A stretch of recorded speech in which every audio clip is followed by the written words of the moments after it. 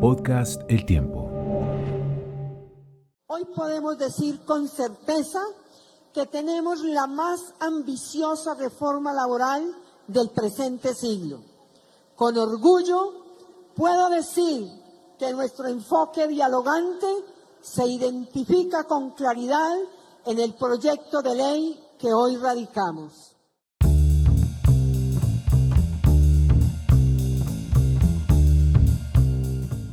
El gobierno de Gustavo Petro se juega una de sus grandes banderas con la discusión de la reforma laboral.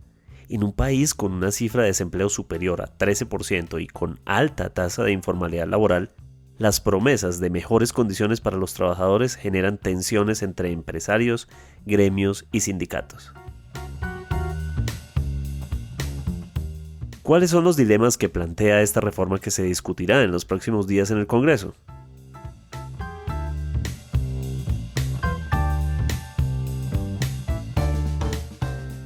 Es martes 21 de marzo. Mi nombre es Carlos Solano. Bienvenidos a El Café de hoy de El Tiempo.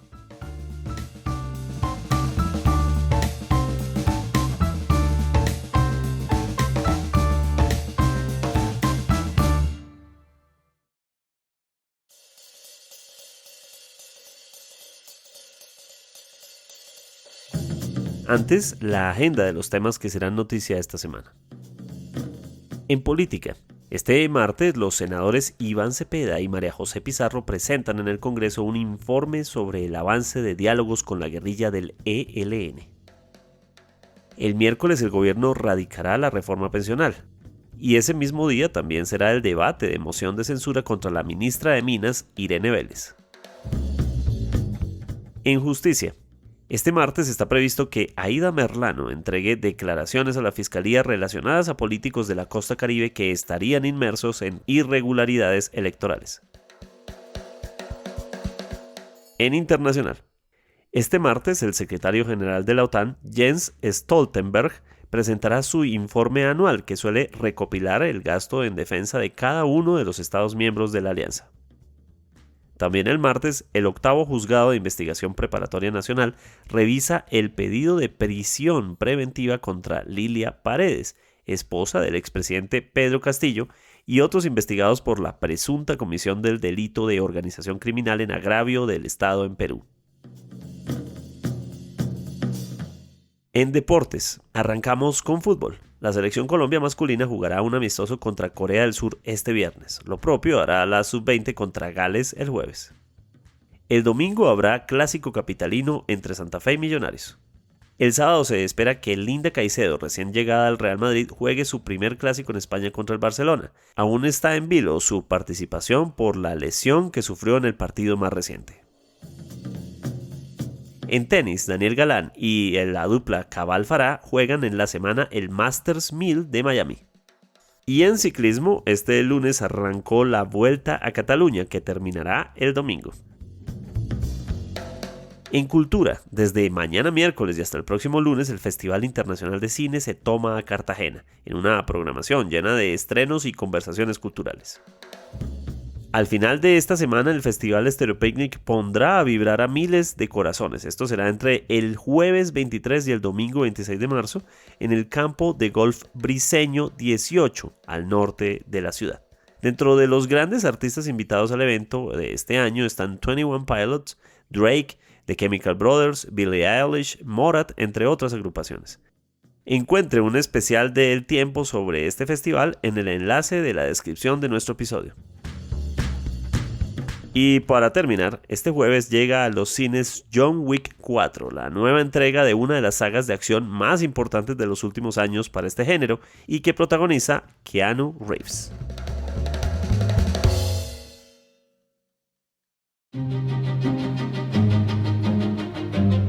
Con el objetivo de generar mejores condiciones para los trabajadores y dejar atrás la precarización y la flexibilización, el proyecto de reforma laboral que se radicó en el Congreso busca que la jornada nocturna empiece a las 6 de la tarde y no a las 9 de la noche, como venía siendo, y que los recargos dominicales y festivos, es decir, esos días extra que se trabajan fuera de las jornadas laborales, sean del 100% y no del 75%, entre otras de las propuestas que tiene esta reforma laboral.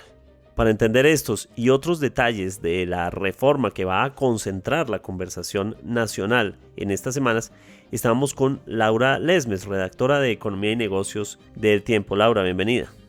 Hola Carlos, buenos días a todos. ¿Cómo entender estos puntos fundamentales de esta reforma como la estamos conociendo en este punto?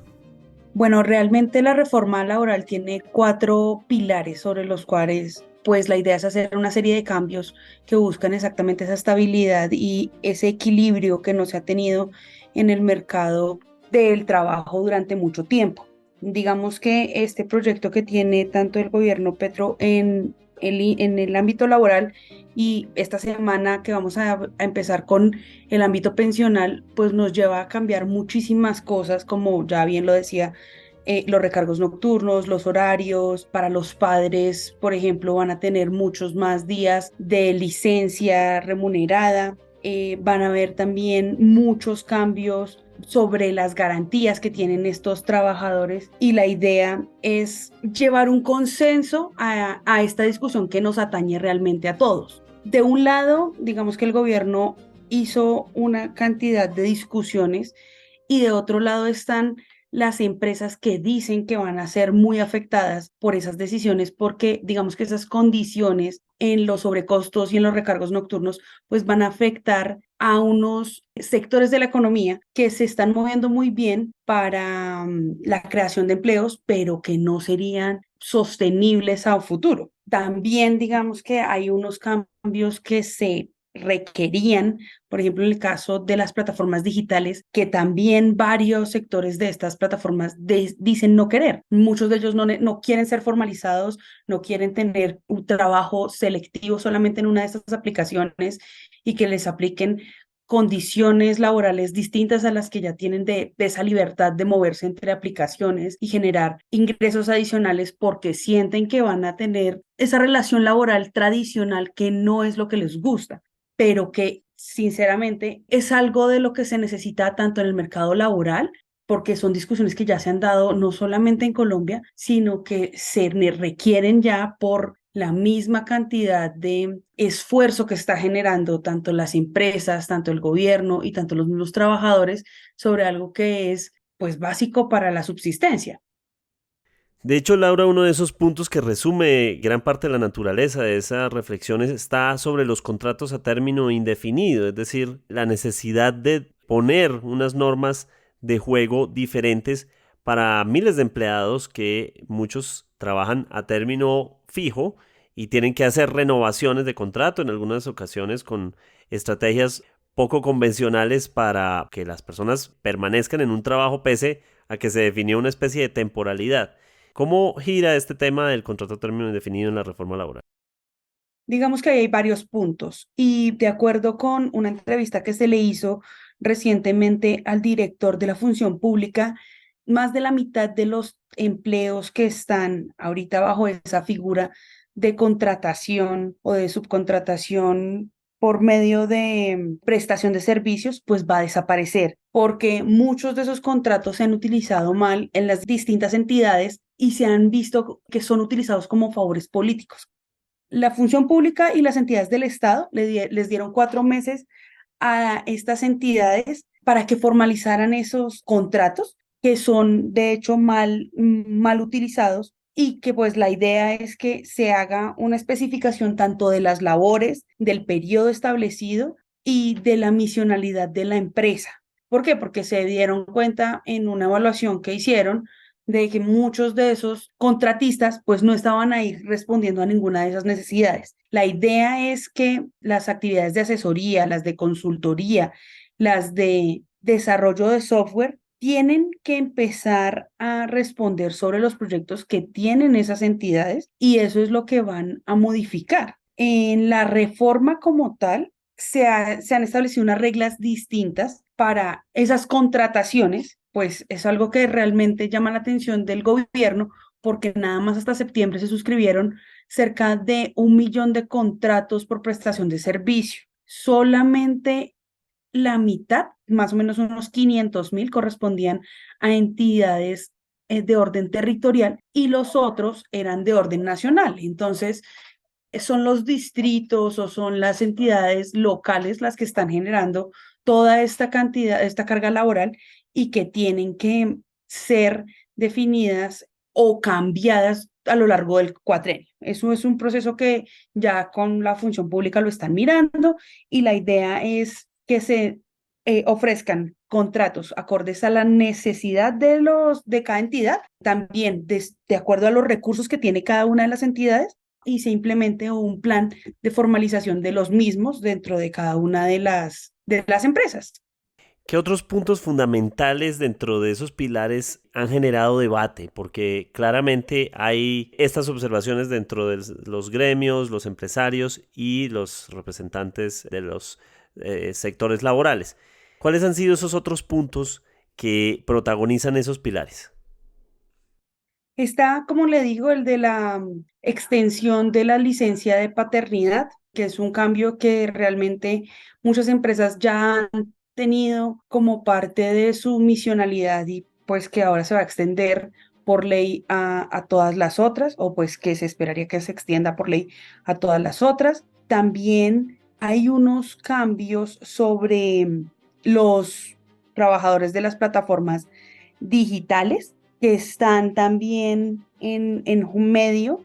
Entre los cambios que están siendo polémicos y que quedaron en la reforma laboral, hay varios que llaman la atención. Primero, está la diferenciación específicamente sobre el trabajo diurno y el nocturno, y el diurno va a estar prácticamente comprendido entre las 6 de la mañana y las 6 de la tarde, así que el recargo nocturno empezará a aplicar a los trabajadores que cumplan labores desde las 6 de la tarde a más allá, o sea, hasta las 6 de la mañana del día siguiente. La jornada laboral va a empezar a disminuir a 42 horas semanales. Eso se va a ir haciendo escalonadamente y tiene que ser entre común acuerdo entre el empleador y el trabajador. Se busca que esos 5 o 6 días a la semana vayan cambiando su carga laboral. Se va a pagar efectivamente un recargo del 100% para los que trabajen entre los días domingos y los festivos. La duración, por ejemplo, del trabajo para los adolescentes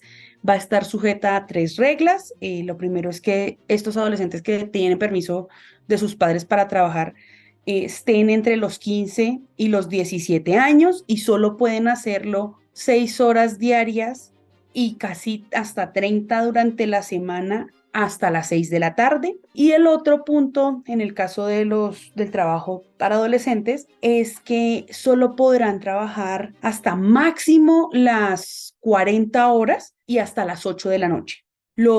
Aquellos que vayan a firmar contratos indefinidos, pues la idea es que todas las empresas y todos los trabajadores lleguen a ese ideal y que si no, pues que se especifique el tiempo de obra y de labor para un contrato de trabajo ocasional, accidental o transitorio, por ejemplo, aquellas personas que trabajan en las temporadas altas en el comercio, que estén cubiertas solamente para esa labor y para ese tiempo. Y lo mismo es que el contrato a término indefinido, mientras que no sea no se ha terminado conforme a las causas del Código Sustantivo del Trabajo, pues que el trabajador podrá darlo terminado mediante un aviso de 30 días. Tiene una persona para renunciar para que el empleador sepa que el trabajador se va a ir y durante ese tiempo le busque el reemplazo.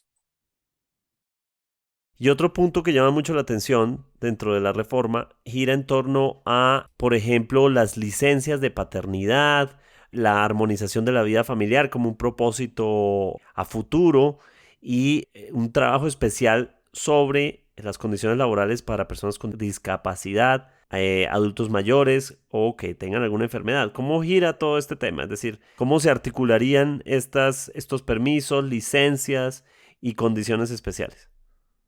Digamos que para todas esas personas se crea un fuero específico y solo van a ser desvinculadas de acuerdo a una causa legal, dependiendo de cuál sea la condición.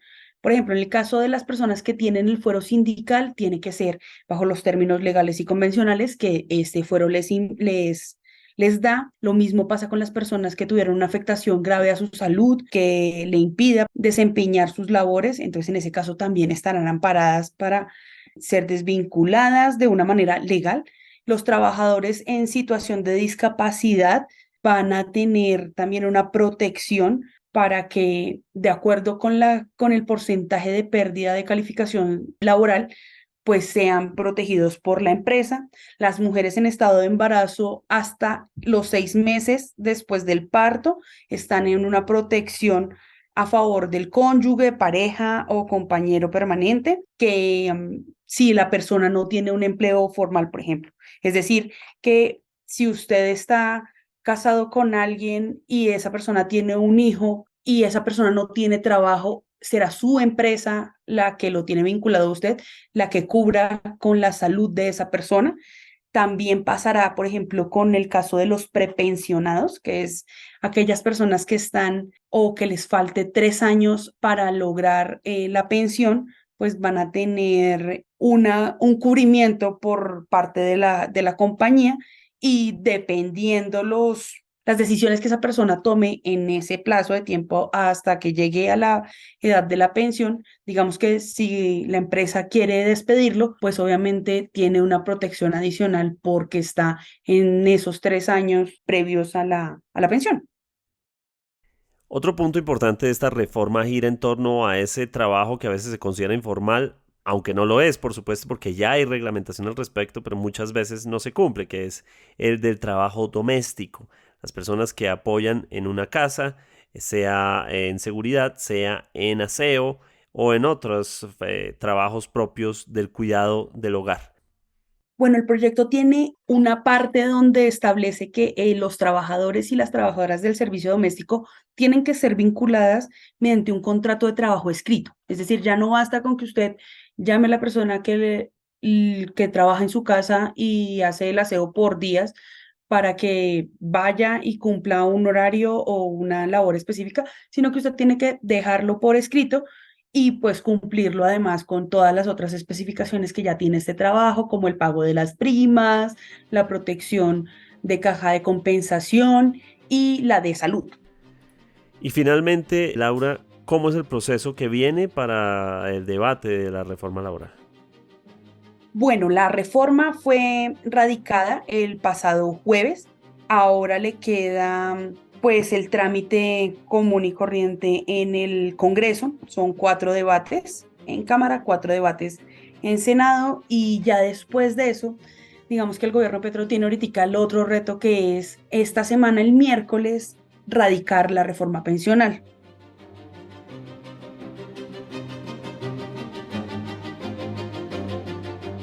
¿Cómo entender estos dilemas que plantea una reforma laboral con múltiples matices y puntos de vista? Para entenderlo, está con nosotros Leonardo Mejía, abogado laboralista y asesor de elempleo.com. ¿Cómo ve usted, señor Mejía, el espíritu de la reforma? Es decir, ¿es viable o no como está planteada esta reforma laboral? Pues a ver, desde mi punto de vista, se trata de una reforma que en principio solamente busca el beneficio de los trabajadores y no piensa mucho en el empresario o en la empresa. Entonces hace incrementos del 100% para los dominicales, por ejemplo. Vuelve y ratifica lo que dice la ley 2101, si no me equivoco yo, 2110, que es la de la reducción de la jornada de 48 a 42, incrementa a 45 días el mínimo para una indemnización sin despido sin justa causa, deja al trabajador en manos del trabajador si solicita el reintegro o una indemnización cuando considere que hay un despido que se realizó sin un debido trámite. Vuelve y deja la jornada diurna de 6 de la mañana a 6 de la tarde y la nocturna de 6 de la tarde a 6 de la mañana. En fin, convierte otra vez el contrato de aprendizaje en un contrato laboral y otras cosas que realmente, como he oído muchas personas dicen, expertas en el tema, básicamente es un pliego de peticiones de un sindicato. Entonces, por supuesto que eso hace que sea inviable continuar con una contratación laboral o hace que el empresario de pronto lo que hace es mantener su nómina actual y no incrementar o incluso reducirla. Porque si yo voy a tener que pagar horas extras, jornada nocturna, desde las 6 de la tarde o horas dominicales al 100%, pues lo que pienso es o cierro y reduzco el negocio o salgo de las personas o básicamente pues me abstengo de contratar. Entonces viable económicamente no es. De acuerdo, eso significa que entonces, según su punto de vista, proteger de alguna forma derechos laborales o crear nuevos derechos laborales a partir de, por ejemplo, de empleados que estaban a término fijo se conviertan a término indefinido u horas extra o algo. Dar esas protecciones al empleo puede causar un efecto nocivo precisamente en el empleo. Lo que están aquí haciendo es buscando fortalecer más una relación laboral que ya tiene los suficientes pilares y además tiene la protección de los jueces y la protección constitucional. Lo que están haciendo aquí es, o pretenden hacer, es definitivamente atornillar a un trabajador en una empresa. Obviamente desde mi punto de vista. Por supuesto que los demás o algunos otros pensarán que es muy bueno, que es maravilla, que por fin se están reivindicando los derechos laborales de los trabajadores, pero los trabajadores siempre han tenido derechos y en este país se garantiza la defensa de los trabajadores y se le garantizan esos derechos, bien sea por la vía administrativa, bien sea también por la vía de tutela o bien sea por la vía ordinaria. Ahora, no estoy diciendo que toda la reforma sea mala. Por ejemplo, tiene o eleva ya a nivel legal una serie de fueros que antiguamente eran únicamente jurisprudenciales, o sea, dados por sentencias de las altas cortes, le hace Corte Constitucional o Corte Suprema de Justicia. Pero realmente esto pone, si esta reforma avanza y este proyecto de ley se convierte en ley de la República, va a desincentivar la vinculación laboral de una manera bárbara, como dicen los mismos empresarios. También consultamos a Jorge Coronel, magíster en economía, profesor, columnista de Portafolio y asesor económico de la senadora del Pacto Histórico Clara López, sobre su visión de la reforma laboral. El espíritu de la reforma laboral, sin duda alguna, es darle prioridad al derecho al trabajo. Colombia lleva 30 años en unos procesos de reformas laborales que han sido orientados con la idea de reducir los costos laborales, flexibilizar las relaciones contractuales y abaratar inclusive los despidos, con la idea de que esa es la ruta expedita para aumentar el empleo y combatir la informalidad. Los resultados en esos mismos 30 años dicen lo contrario, y es que se han hecho las normas, pero el desempleo no ha cedido y la informalidad tampoco, entre otros aspectos. Por lo tanto, estaba en mora que el país empezara a debatir las relaciones laborales y el mundo del trabajo desde la perspectiva de los derechos. Eso se había perdido, se había considerado un tema secundario y por esas razones pues no se estaban encontrando los instrumentos para avanzar en un orden hacia el mundo del trabajo. Por eso esta reforma tiene un espíritu de hacer un ajuste a ese desequilibrio laboral que tenemos y no es tan cierto lo que están diciendo algunas personas o analistas, que al empezar a ajustar terrenos que se habían perdido con reformas anteriores como los recargos nocturnos, por ejemplo, que con eso se va a crear desempleo. Eso no es tan cierto por una sencilla razón, y es que le falta la mitad de la ecuación porque el mayor ingreso para los trabajadores se convierte en consumo para los empresarios. La queja que tengan los empresarios sobre las ventas, sobre el poco capacidad de mercado, entre otras, obedece a que en las reformas que hemos hecho, lo que hemos llevado es a una precarización laboral y a menos ingresos laborales. Por esa razón, pues hay menos consumo y a partir de ahí pues es insostenible cualquier mercado y por lo tanto pues se hace muy difícil para las empresas. Esta reforma busca, como dije al principio, poner en una condición de primer lugar el derecho al trabajo y segundo, darle reconocimientos a los trabajadores en función de los tiempos trabajados, las relaciones y todo dentro del marco que la OIT, Organización Internacional del Trabajo, le ha orientado al país. En ese sentido, la reforma tiene un muy buen espíritu y creo que Es un debate interesantísimo que el país debe dar abiertamente. Desde su punto de vista, ¿se cae como está la reforma o a continuar? La reforma va porque va. Le puedo asegurar que la de la salud pasa la laboral, pasa la pensional. De hecho, yo creo que pasan todas, ¿sí? Pero no como viene, no como viene. Seguramente va a tener bastantes cambios. Ojalá le den la oportunidad otra vez allá en los debates a personas que sean expertas, ¿cierto? Y que no solamente sea oír a los gremios con su discurso de siempre, o a los empresarios también con su discurso de siempre, sino que vayan unos y otros, y vayan académicos, y vayan abogados litigantes, y vayan personas que realmente saben de la materia y puedan aportar, y aparte de aportar, que los oigan, y pues que sean tenidos en cuenta. Pero sí va, yo creo que sí va.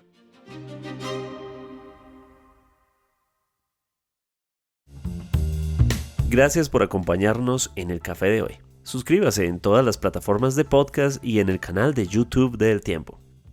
Además, ¿quiere recibir a través de WhatsApp la notificación de cada nuevo episodio? Haga clic en el enlace en la descripción o envíenos un mensaje con la palabra suscripción al teléfono 320-300-5327 y haga parte de la comunidad de El Café de Hoy. Este episodio fue producido por Nicolás Rivera. Mi nombre es Carlos Solano.